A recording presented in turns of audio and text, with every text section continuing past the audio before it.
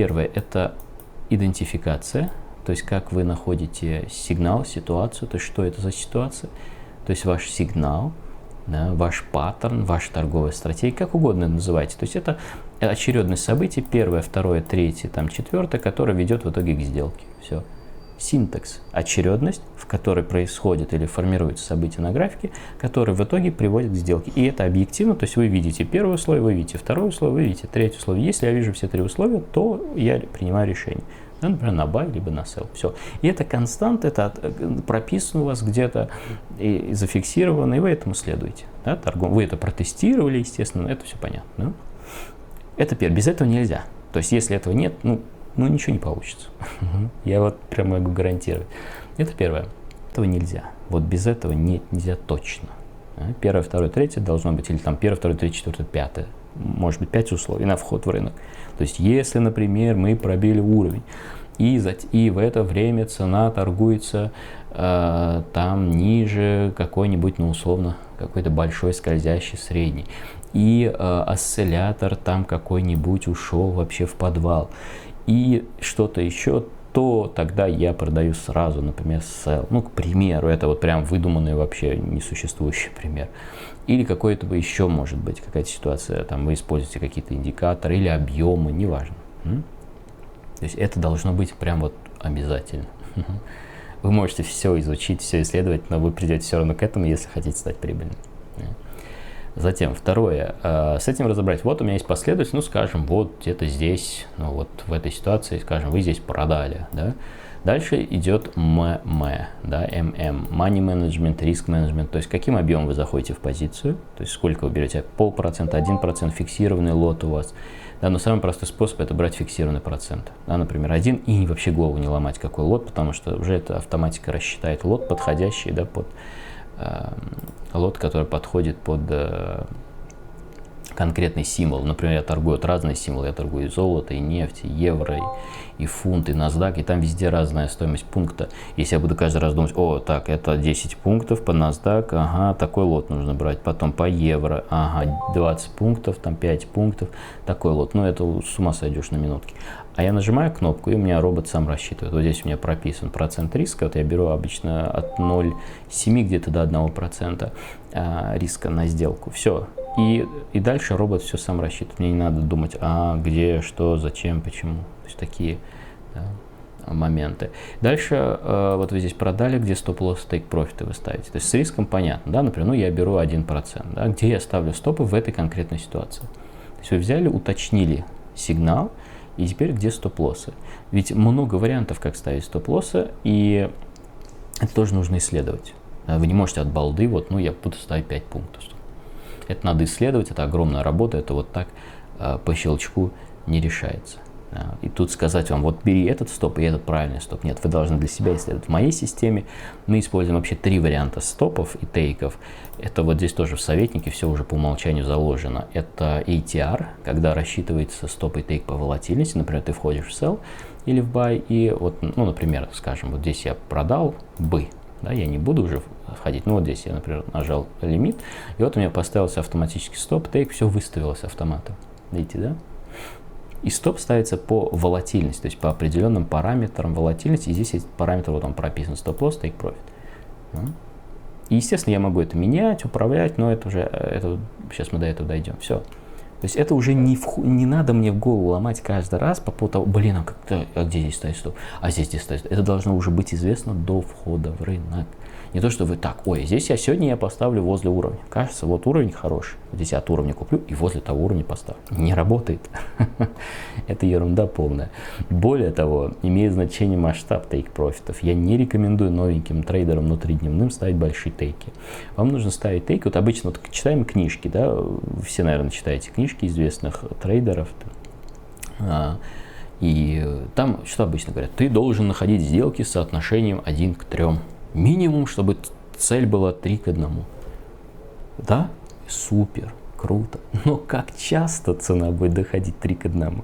Каким точным тебе надо быть? Насколько специалистом тебе надо стать, чтобы такие ситуации выявлять? Колоссальное количество часов, лет тебе потребуется. Это не год, не два, чтобы так доходить. чтобы находить такие сетапы, да и вообще, чтобы работать в таком, скажем, стрессовом состоянии, потому что чтобы цена доходила 3 к 1 внутри дня, то ты, скорее всего, будешь совершать примерно 35% прибыльных сделок, и это тебя сведет с ума. Вряд ли ты каждый раз будешь дожидаться 3 к 1. Ты будешь видеть прибыль, она пошла, твой тейк вот здесь. Ты такой смотришь, 3 к 1, нормально же.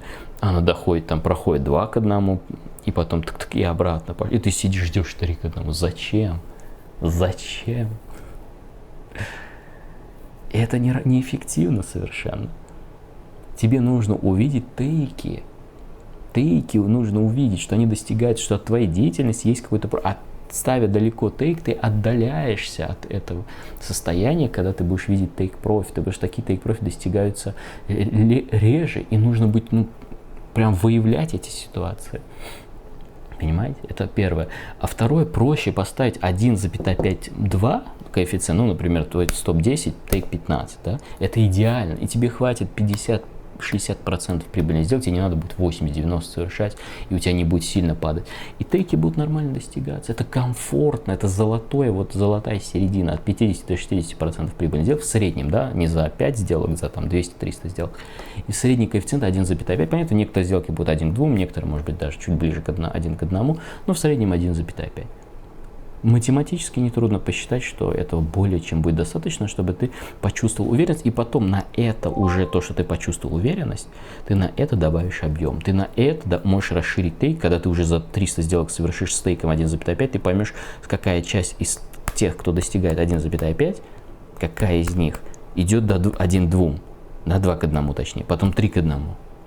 Ты увидишь закономерность и поймешь ситуации, в которых тебе все-таки стоит, может быть, поддержать или добавить, потому что там открывается потенциал. То есть тебе нужно сначала создать вот эту основу твердую, вот эту вот основу, где у тебя будет первое, второе, третье условие, где у тебя будут стоп-лосс, тейк-профиты нормальные, то есть в среднем, да, 1,5 тейк, и, например, 1 пусть будет условно процент риска, и это на 200-300 сделках отточить, и потом ты из этого сможешь сделать выводы, что например, там было, скажем, 100 прибыльных сделок, я совершил 100 прибыльных сделок, да, из 200, пусть будет 50% для удобства подсчетов, и из 120 сделок прошли 5 к 1, например, да, условно. Какие это ситуации были? Или, возможно, вы заметите, что все-таки цена доходит до вашего тейка, и примерно 80 сделок она проходит 2 к 1, а вы ставите 1,5. Тогда вы разумно приходите к выводу, что вам проще ставить 2 к 1. Потом уже появится понимание того, как лучше управлять позицией. Например, стоит ли мне после того, как я вошел, цена пошла в плюс, брать стоп и двигать его, или лучше вообще не трогать стоп. Ты же можешь это сделать? Конечно, изучив 200-300 своих сделок одинаковых, вот в чем фишка. Поэтому все идет от создания случая для входа в рынок. То есть ты создал последовательно, 1, 2, 3, 4, 5, может быть, но больше 5 условий не надо. То есть первое, второе, третье условие, если я их вижу, я вхожу.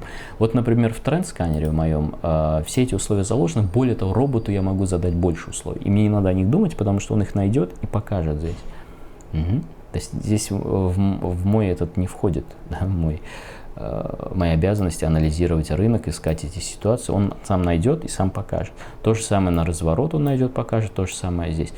Но если трейдер руками сам лепит свою систему, то ему больше 5 условий не надо. Лучше 3-4. 3-4, наверное, 2 маловато, может быть, потому что может быть слишком активно торговля вестись, потому что 2 условия, они могут везде, где бы только ни был, да, и тут, это немножко так будет совсем жиденько. А 3-4 нормально, 3-4 условия. Вот что еще хотел сказать. Вы можете протестировать мою систему Cluster Trader и понять, и для себя сделать выводы, как выглядит на самом деле правильная, последовательная торговая система. И я вам даю доступ на 7 дней. Это будет про-версия, где есть весь функционал системы.